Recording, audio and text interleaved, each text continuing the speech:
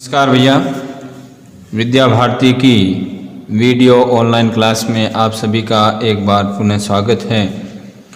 हम कक्षा 8 विषय विज्ञान पाठ 3 संश्लेषित रेशे व प्लास्टिक पढ़ रहे थे, जो एक महत्वपूर्ण पाठ है, जिसके अंतर्गत हमने पिछले वीडियो में रेशों के बारे में पढ़ा। रेशे क्या होते हैं, रेशे कितने प्रकार के होते हैं, प्राकृतिक रेशे और कृत्रिम रेशे होते हैं। तो हमने प्राकृतिक रेशों के बारे में पढ़ा। फिर कृत्रिम रेशों के अंतर्गत हमने रियोन, नायलॉन के बारे में पढ़ा। आज हम दो अन्य रेशे पॉलिएस्टर और एक्रिलिक के बारे में पढ़ेंगे कि पॉलिएस्टर क्या है, एक्रिलिक क्या है। पॉलिएस्टर आपने नाम सुना होगा, दुकान पे जाते हैं पॉलिएस्टर के वस्त्र मिलते हैं, कपड़े मिलते हैं, जिनका बहुत ज़्यादा प्रचलन है।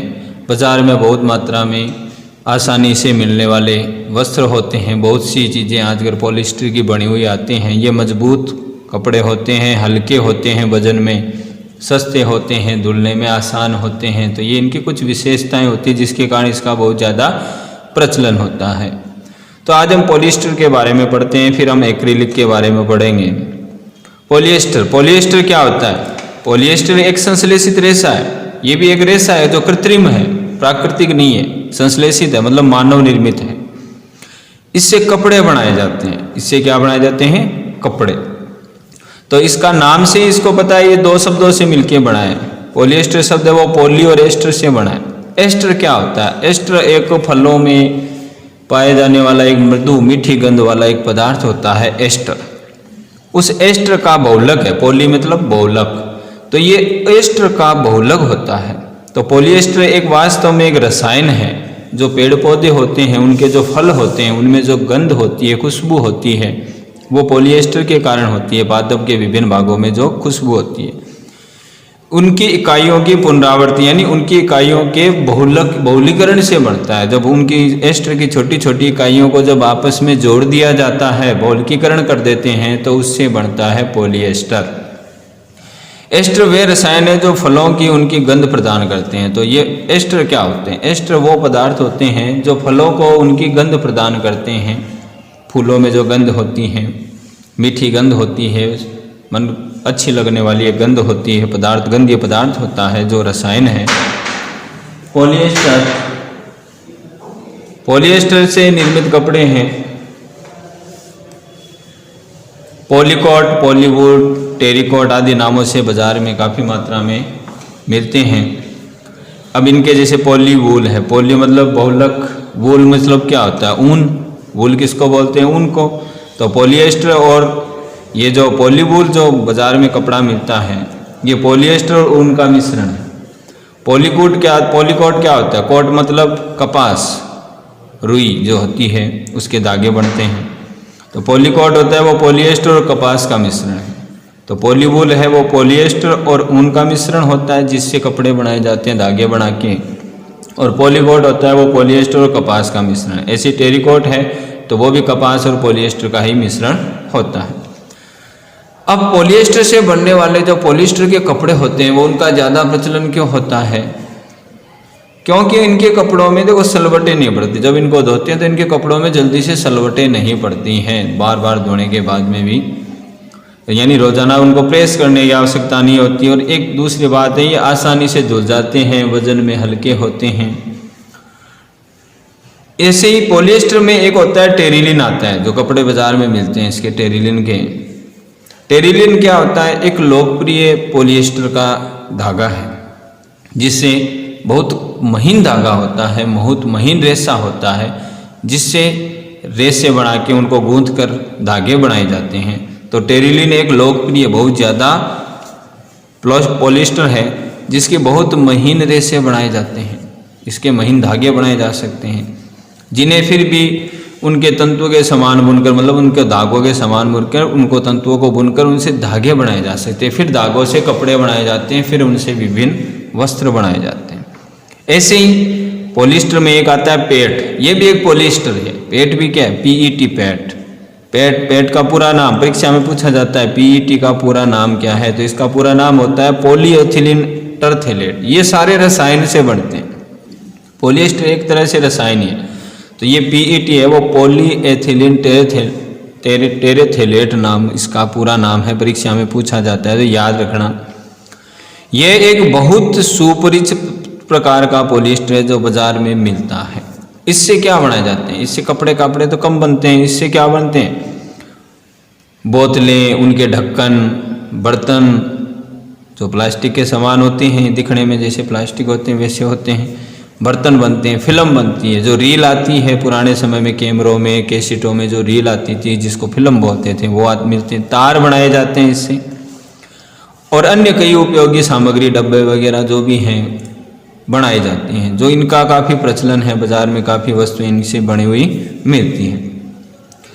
तो ये तो हो गया पॉलिएस्टर की बात होगी। अब हम आगे बात करते हैं एक्रिलिक। एक्रिलिक क्या है?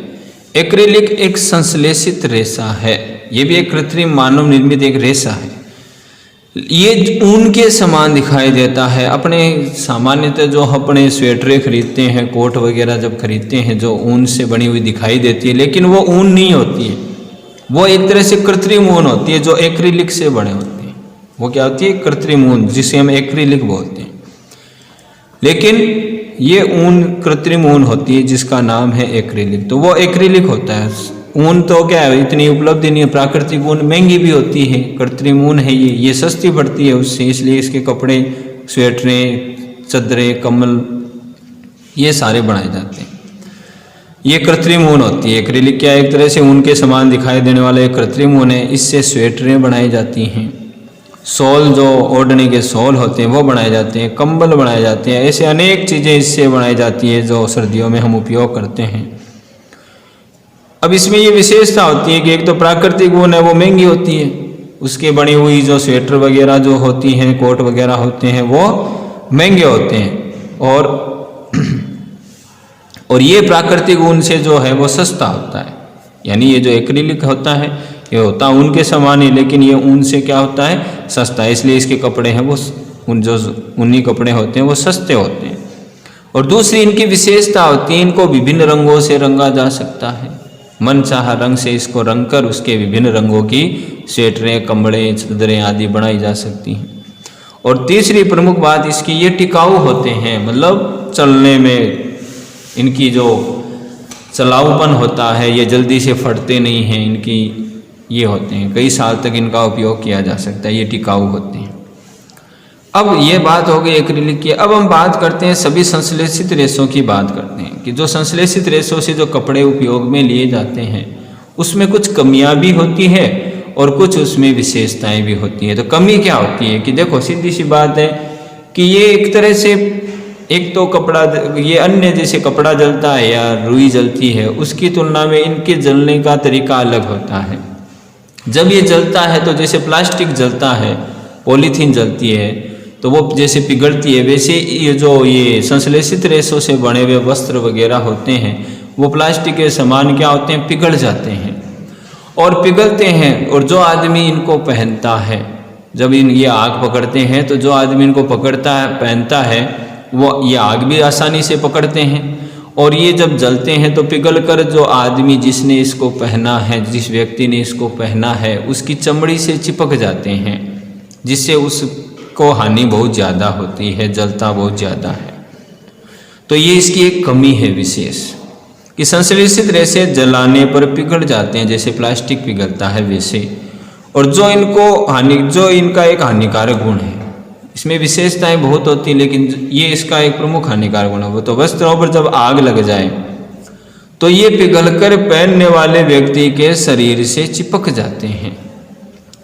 और चिपक जाते हैं तो जो जला है तो जलने पर जो जलने वाला व्यक्ति है उसको हानि ज़्यादा होती है, उसका शरीर ज़्यादा जल जाता है।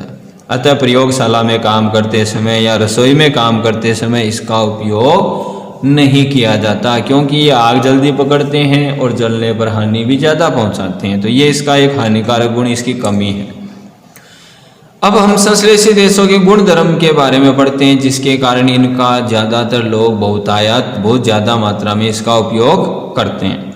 तो ये है पहला गुण है, ये शीघ्रता से सूख जाते हैं। इनको पानी में भिगो, एक तो हम सामान्य जैसे सूती वस्त्र होते हैं उनको भिगोकर सुखाते हैं, और एक इनको भिगाकर जब सुखाते हैं तो ये जल्दी सूख जाते हैं।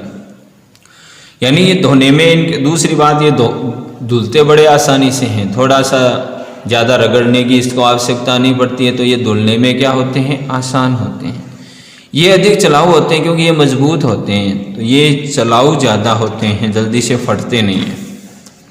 चौथा प्रमुख गुण है, ये सस्ते होते हैं। अन्य कपड़े आते हैं, सूती वस्त्र है और है, ऊनी वस्त्र है, रेशम के वस्त्र हैं, वो महंगे आते हैं, और जो संश्लेषित रेशों से बने हुए जो कपड़े होते हैं वो सस्ते होते हैं। फिर अगला एक गुण है कि ये आसानी से उपलब्ध होते हैं और रख रखाव में सुविधाजनक होते हैं, इनको रखने में और रख रखाव में क्या होती है, आसानी होती है। तो ये इसके प्रमुख गुण हैं जिसके कारण इनका प्रचलन आज के समय में बहुत ज़्यादा होता है। तो ये जो संश्लेषित रेशे होते हैं, एक तरह से ये पेट्रोलियम मूल के कच्चे पदार्थ होते हैं, पेट्रो रसायन कहलाते हैं। ठीक है, तो याद रखना पेट्रो रसायन क्या होते हैं। तो मैं यहाँ लिख देता हूँ कि सभी संश्लेषित रेशे पेट्रोलियम, यानी आग जल्दी पकड़ते हैं, पेट्रोलियम मूल के, मैडम पेट्रोलियम प्रकृति के कहते चाहे मूल के कहते, कच्चे माल होते हैं जिन्हें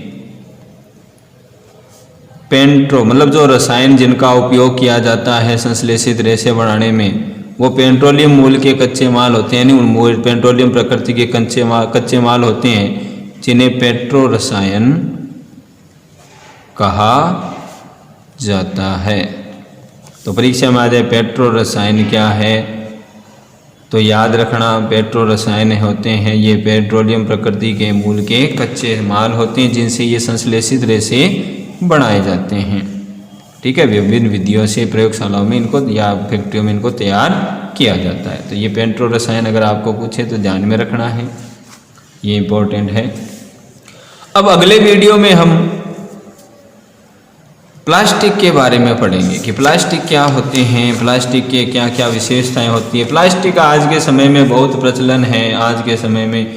तो प्लास्टिक भी क्या एक बहुलक ही है, प्लास्टिक भी क्या होता है, एक बहुलक ही है, जो आज एक पर्यावरण के लिए एक बड़ी समस्या बना हुआ है। इसके बारे में हम अगले पूरे वीडियो में प्लास्टिक के बारे में अध्ययन करेंगे। प्लास्टिक से बनी हुई वस्तुएं हम घरों में बहुत ज़्यादा उपयोग करते हैं, जो पर्यावरण के लिए क्या है, हानिकारक भी होते हैं, लेकिन आज के समय में इसका प्रचलन बहुत ज़्यादा है, तो इसके बारे में हम पढ़ते हैं। धन्यवाद।